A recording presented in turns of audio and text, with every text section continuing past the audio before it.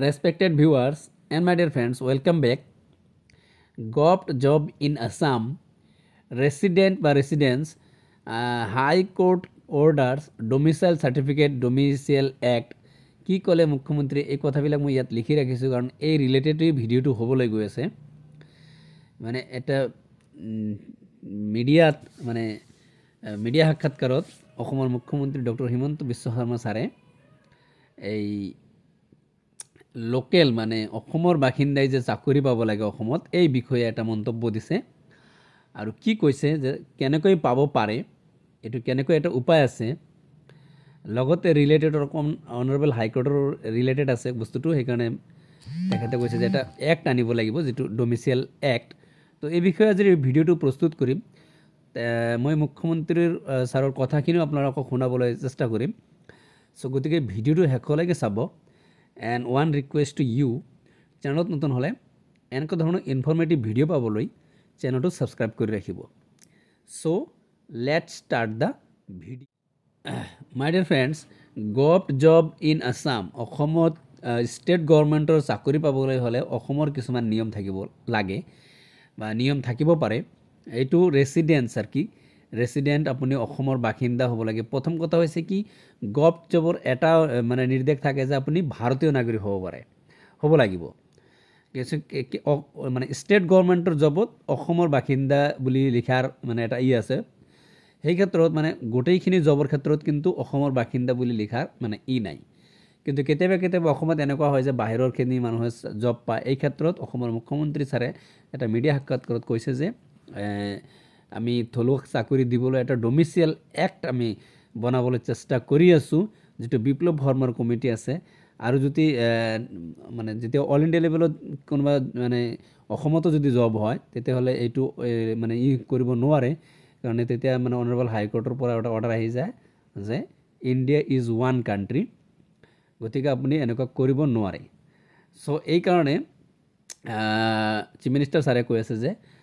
বিধানসভাত যদি আমি ডোমিচিয়েল এক্ট আনি ডোমিচিয়েল সাৰ্টিফিকেট এটা ইস্যু কৰিব পাৰো তেতিয়া হলে এটো আমি কৰিব পাৰি যে অসমৰ মানুহকেই মানে অসমত জব পোৱাৰ এটা সুযোগ কৰি দিয়া যাব তো কি ক'লে এই বিষয়ে গোটেইখিনি টপিকৰ ওপৰত এই কথাখিনি আমি আগত শুনিলো তাৰপিছত আকৌ আলোচনা কৰি আছো যে মানে কি কৰা যাব আমি বহুত সময়ত কম যে আমাৰ অসমত বাহিৰৰ পৰা মানুহ আহি কাম কৰিব নালাগে যেতিয়া আমি অসম চৰকাৰে নীতি বনাও হাই কোৰ্টে কোৱাছ কৰি দিয়ে যে ইণ্ডিয়া ইজ ওৱান কান্ট্ৰি গতিকে আপোনালোকে তাৰ ইয়াৰ মাজৰ প্ৰবাহটো বন্ধ কৰিব নোৱাৰে তাৰ কাৰণে আমি নতুন ব্যৱস্থা হাতত লৈছো এইবাৰ আমি এই কাৰণে এটা হাই কোৰ্টৰ বিভিন্ন জাজমেন্ট কালেক্ট কৰি ডোমিসাইল পলিচি এটা আনিব খুজিছো যে অসমত কাৰ চাকৰি পোৱা যোগ্য আছে যাতে বিধানসভাত আমি এখন আইন প্ৰণয়ন কৰিব পাৰো a domicile policy for the state of Assam এইবাৰ আমি বিপ্লৱ শৰ্মা কমিটিৰ লগতে ৰজিতা খুৱাই we want to bring an act যে অসমত চৰকাৰী চাকৰি পোৱা যোগ্যতা কোন মানুহৰ থাকিব নিশ্চয়কৈ আপোনালোকে শুনা পাইছে যে চিফ মিনিষ্টাৰ ছাৰে কি ক'লে যে এই বিষয়ে গোটেইখিনি হাই কোৰ্টৰ অৰ্ডাৰখিনিও চালি জাৰি চাব লাগিব অনাৰেবল হাই কোৰ্টৰ কি মানে বিধি বিধান আছে সকলোখিনি চাব লাগিব ডোমিচিয়েল এক্টটো বনাব বিচাৰিলেও বিপ্লৱ শৰ্মাৰ যেটো কমিটিৰ যেটো ৰিপৰ্ট আছে হেতু এটা চালি জাৰি চাব লাগিব লগতে যদি এনেকুৱা প্ৰভিজন আছে তেতিয়া হলে বিধানসভাত বস্তুটো পাছ হ'ব লাগিব এক্ট বনাব লাগিব বিধানসভাতো এক্ট বনাবই লাগিব কাৰণ বিধানসভাত এক্ট এনেইতো পাছ কৰিব নোৱাৰে বিধানসভাৰ পৰা এক্ট হ'ব লাগিব তো এক্ট হোৱাৰ পিছত এটো যদি ডোমিচিয়েল এক্টটো হয় মানে কথাটো এনেকুৱা আৰ কি ডোমিচিয়েল এক্টটো যদি হয় তেতিয়া হলে হয়তো ডোমিচিয়েল সাৰ্টিফিকেট এটা ইস্যু হ'ব যেটো এই ক্ষেত্ৰত অসমত যিকোনো জব অসমৰ মানুহেই পাব থলুৱা মানুহে পাব সো এইটো আছিল সম্পূৰ্ণ ইনফৰমেশন মানে ভিডিও মই ভাবিলো আপোনালোকক দিও কাৰণ এই ক্ষেত্ৰত কিন্তু ৰিলেটেড আছে আদ্ৰে আৰু ডিডব্লিউৰ ক্ষেত্ৰত ইমান প্ৰবলেম নহয় কাৰণ ইয়াতে মিডিয়ামৰ এটা থাকে যে যিকোনো এটা মানে সাবজেক্ট অসমীয়া হ'ব লাগিব 10 লৈকে তো এই ক্ষেত্ৰত কোনো বাহিৰৰ মানুহখিনিত অসমীয়া যেহেতু নপৰে তেওঁলোকে এনেই বাদ পৰি যায় আৰু এইটো হৈছে ষ্টেট গভৰ্ণমেণ্টৰ জব তো এই ক্ষেত্ৰত আদ্ৰে বা অন্যান্য যিবোৰ জব আছে তেনে ক্ষেত্ৰত কিন্তু মিডিয়াম প্ৰভিজন নাথাকে তো সেই ক্ষেত্ৰত কিবা এটা মানে হ'ব পাৰে এজ মানে মই যিখিনি জানো আৰু কি সেইখিনি